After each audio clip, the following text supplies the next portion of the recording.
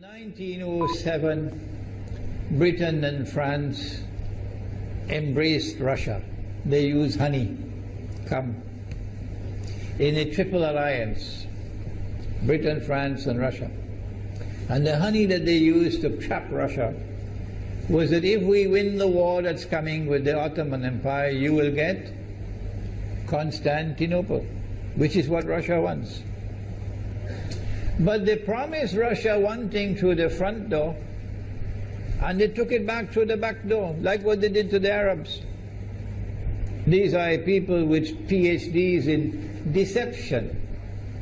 If they tell you that the sun is shining, don't believe them. Go outside and look up in the sky, see whether the sun is shining. When the Russian army had fought in the First World War and had suffered the most losses, the brunt of the kill were Russians. And they were now winning the war.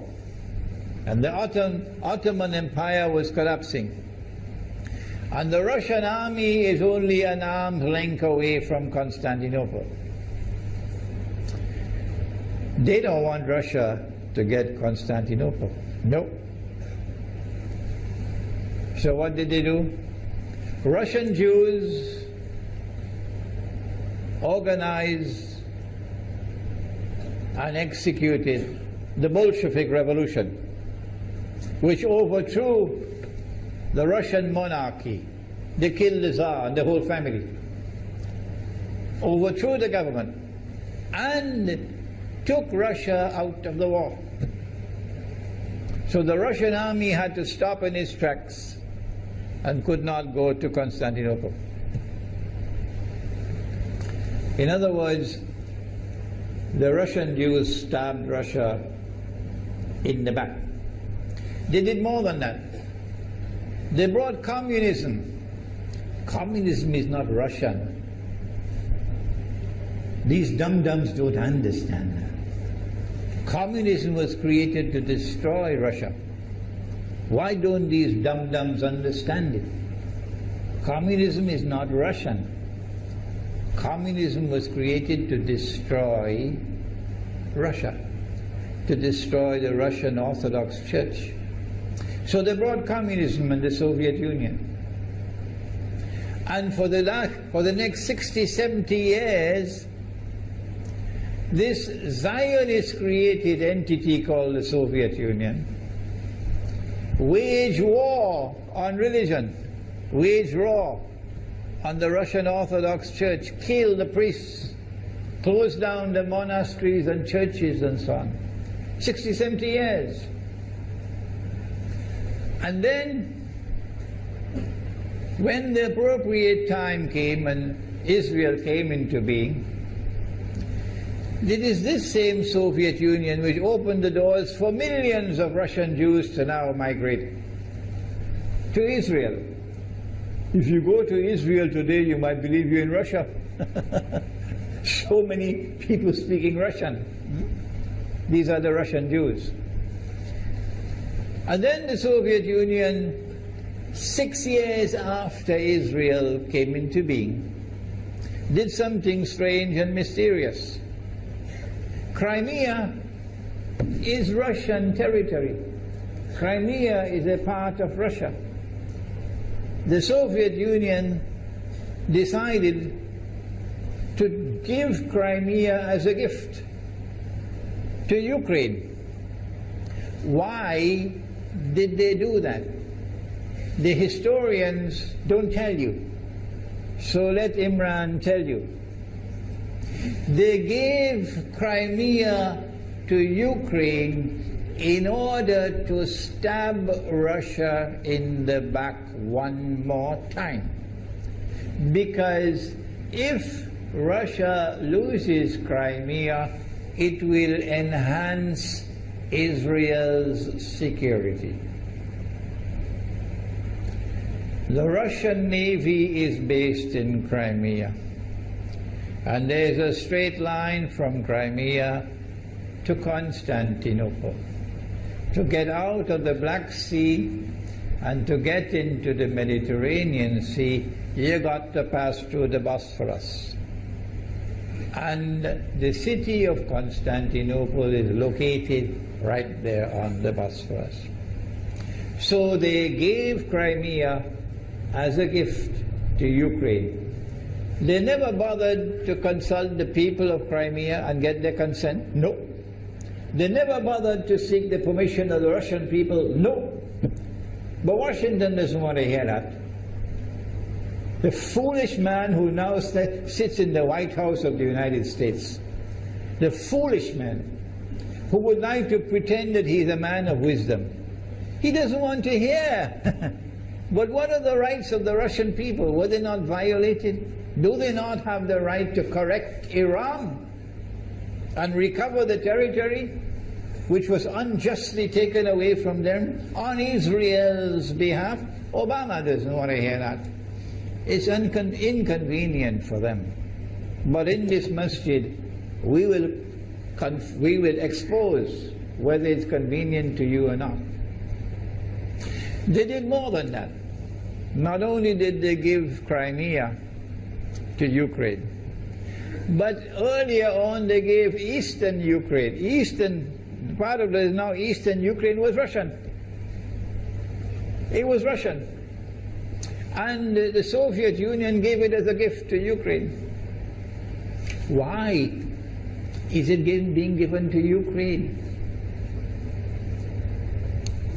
Answer is that when the proper moment comes, the same people who brought the Soviet Union into being now have a method by which they can cause it to collapse.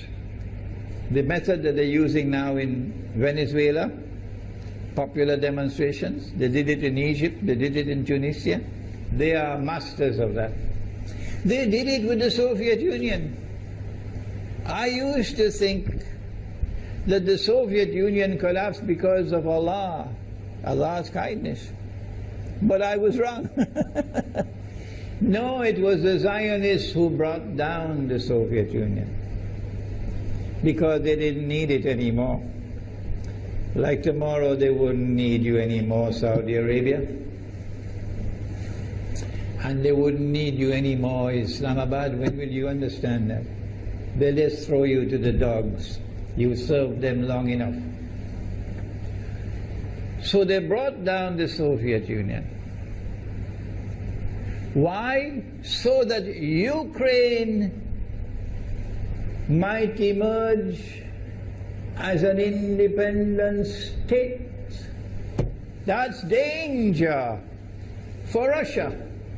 They've prepared the way. And now Ukraine emerges as an independent state.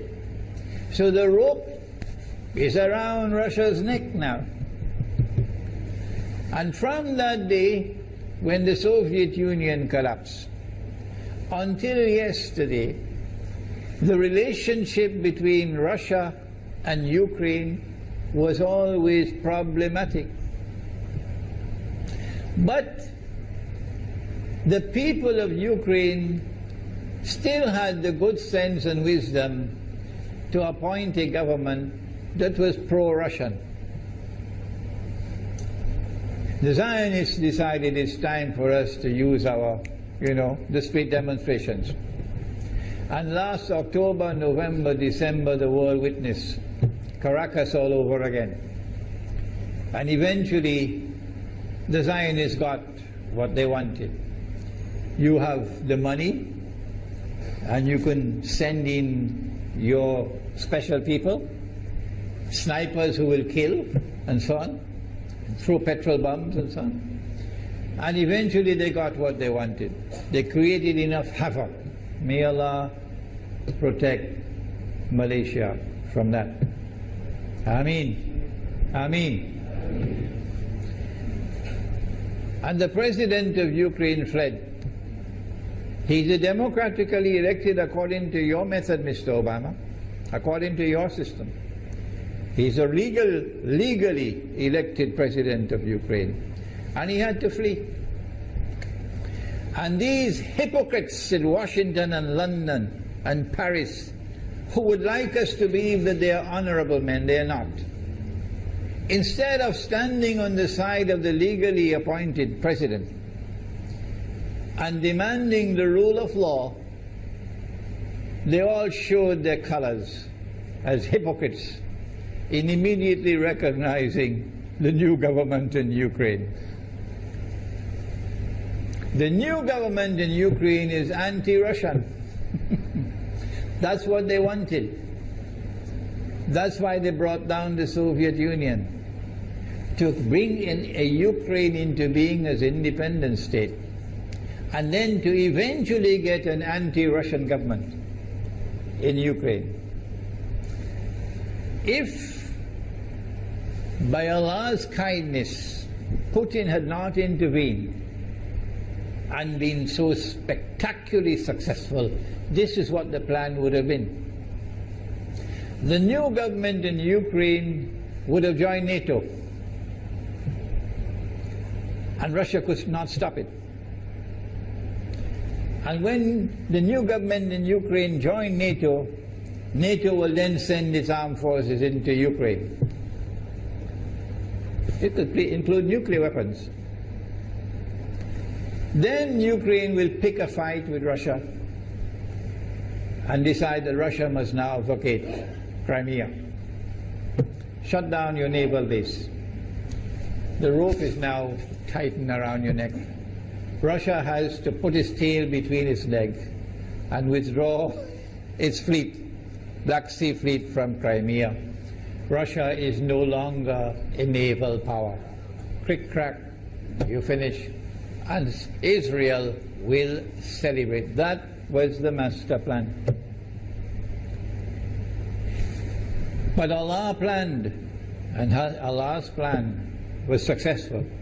And it is time for the Muslim world to recognize and to see, I cannot influence governments, so what can I do? Don't bother, you waste your time with governments. But the people can understand that this was Allah's plan. They planned, the enemy planned for so long, and at the last moment Allah intervened. And Putin was able to get the people of Crimea to vote in a referendum. And they voted 90-something% in favor of returning to Russia. They were a part of Russia, and they want to return to Russia.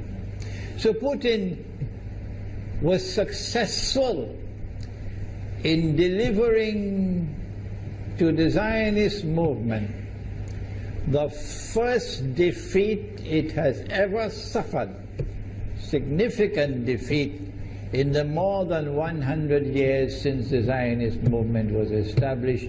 If that is not a sign from Allah, it's time for you to wake up.